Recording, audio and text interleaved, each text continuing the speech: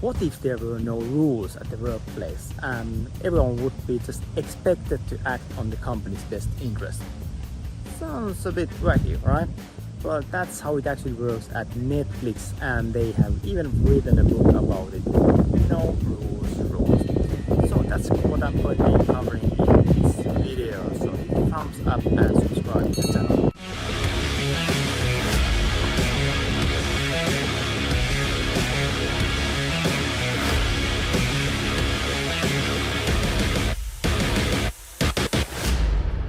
Netflix has pretty unique culture, and this book No Rules tells about Netflix and the culture of reinvention. I definitely recommend in checking out this book, but let's just do a quick summary that what this book is all about. So they basically have this saying here that hard work is irrelevant, be radically honest, and never ever try to please your boss. So Netflix has actually many scenarios where there's even junior level employees at some present at different kind of presentations where the pretty much the CEO of the company is spitting some of their ideas, and there's like scenarios where the junior level employees pretty much conflicting, having a public confrontation with the boss.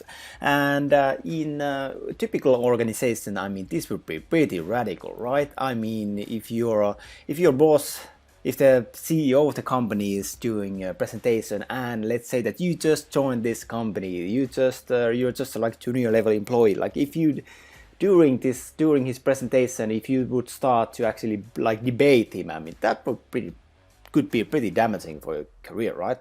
But not at Netflix, where they basically praise this kind of behavior. So they are saying that leaders in innovative industries should focus on hiring top talent, encourage them to be honest, and then to remove controls and procedures to let their employees produce their best work. So what does that mean? So let's go through some of the key principles in the book. So key principles at Netflix. So number one, lead with context instead of control. So what does that mean? So that means that, okay, let's say that you have hired really top-notch people and you have really have A-player teams. So would it actually make sense that you start like directing them or like really supervising and micromanaging them? I mean, even Steve Jobs said that. I mean, he didn't want to hire people like top level talent and tell them what to do. No, instead he wanted those top level talent to tell him, Steve Jobs, that what the company should actually be doing. So that's kind of like similar with this, that you don't lead with control, saying that, hey, I am the boss, so I know the best, so pretty much that you do what I tell you.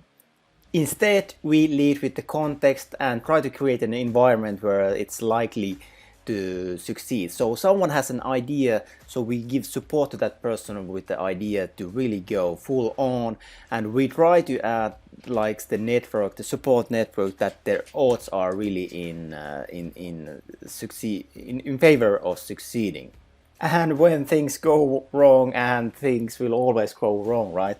There will always be situations that, okay, this didn't produce the desired outcome. Then we just take a moment to reflect that, I mean, we don't blame the person, we just start investigating the context, that, okay, what was the issue on this particular environment, that what caused this mistake to happen.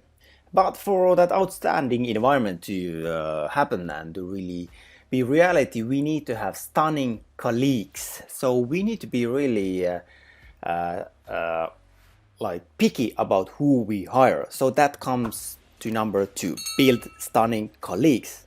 If you want to have only top level talent, then that means that you have to be really aware of every single person, like how do they fit the culture, do they fit I mean in many other aspects than just their skill level. I mean, skill level, that's just one thing, but more important is actually the culture, the attitude and the mindset and all those things. So that's definitely important thing.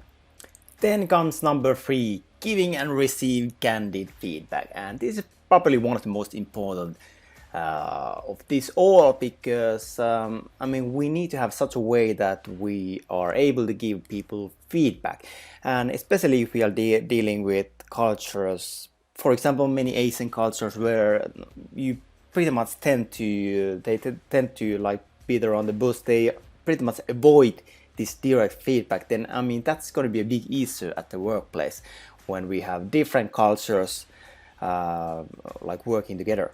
So if we avoid giving direct feedback, then we are going to be ending up with a situation where the point gets missed. And then again, if we give too harsh feedback, then too direct feedback, then it might cause some issues. So what is the way that they actually do it at Netflix? So they have this 4A guideline.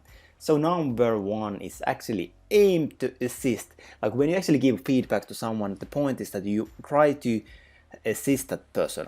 That should be the purpose, right? Just try to assist. So if you just criticize people, then then that's pretty pointless. That's not useful or valuable feedback at all.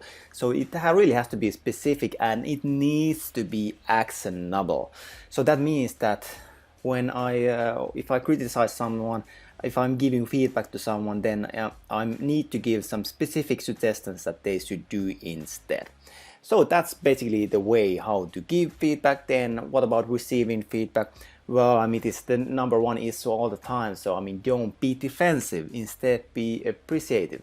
So too often when we get feedback from people, we might get the urge to start really getting defensive and start like arguing or debating with the person. So we really want to avoid that.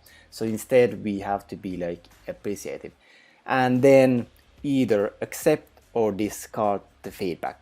And just because we are getting some feedback from someone, it doesn't really mean that it's it's like accurate. So then we are left with a choice that either we accept it or then we just discard the feedback. Then we have number 4, removing control policies. And it's pretty common that when you're like when you start a business, when you have a startup, then beginning there are pretty much no rules, right?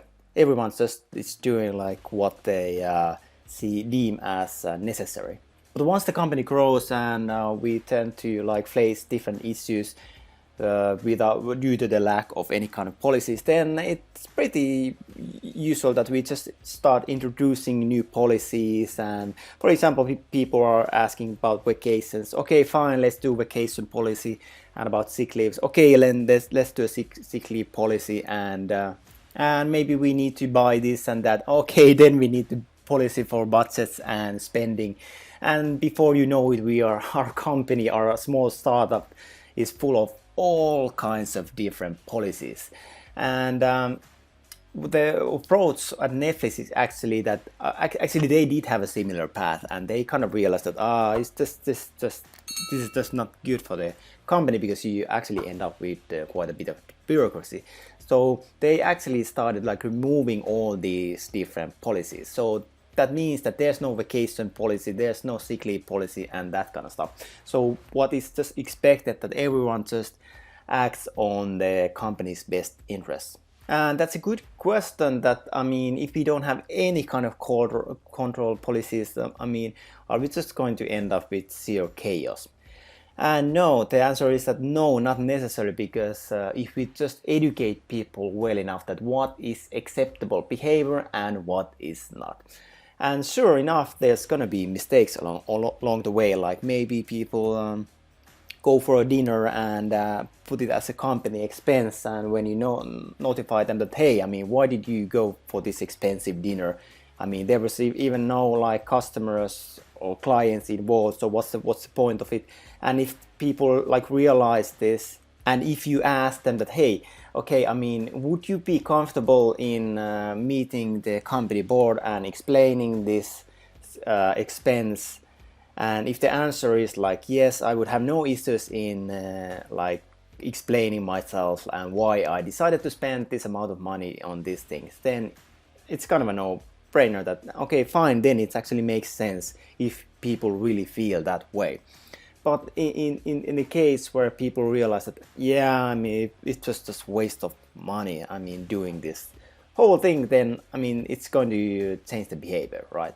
But a lot of this really comes down to teaching people, educating people what is acceptable behavior and what is not. Because if we just remove all policies then and we don't give any kind of guidance, then it's really gonna be this complete chaos. But yeah, I mean, if we really want to have the top talent, then that's why we need to give the top pay as well. So number 5, offer top pay. And why do you need to do that? Well, I mean, that's kind of obvious, right? I mean, if we want to keep the top talent, then we also need to give the top pay. So we need to pay people handsomely, and we need to really take good care of our people. So if we want them to stay, if we don't want them to leave for competitors, we really need to pay them well, right?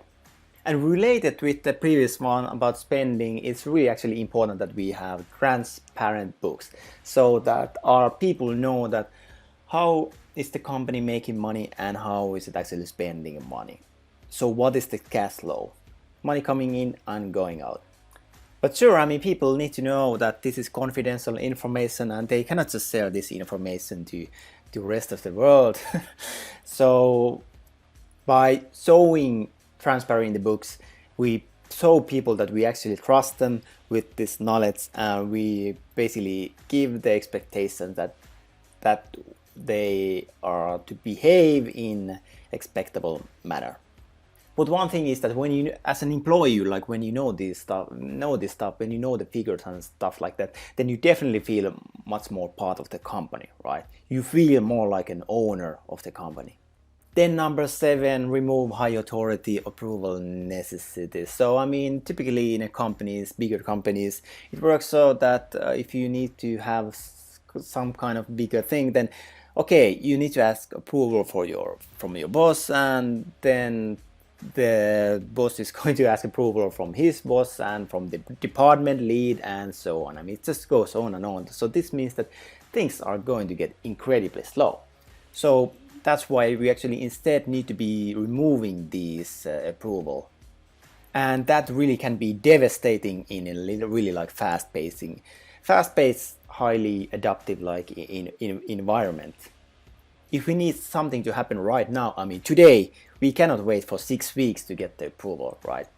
So this is really important, because if we have the top talent and so on, then I mean it doesn't really make sense that why we would have this kind of bureaucracy level. Then I mean number 8, keep more talented employees. But how do you actually know that you have the highly talented people? So do you need to do some kind of complicated like performance evaluations and so on? Well, no, I mean at Netflix they actually have this keeper test. So they actually asked this question that from regarding every person that if they told me that they were leaving for a similar job to a competitor or peer company, I mean, would I actually fight really hard to keep them? And if the answer is that yes, I mean absolutely, I mean then it's a no-brainer. Then you really have the kind of person that you really need to have. But if the answer is like I don't know, or I mean even worse, maybe it's like no, definitely no, then it's time to let that person go like immediately. So this kind of question like really gives us clarity if if we really have the top talent and if we really have the kind of person that we want to be working with. Are we having the right people? That's the question here. If you like this video, then hit a thumbs up and subscribe to the channel. And if you like to join a group where we actually discuss these things, then just comment group and my team will reach out to you and add you there. See you there.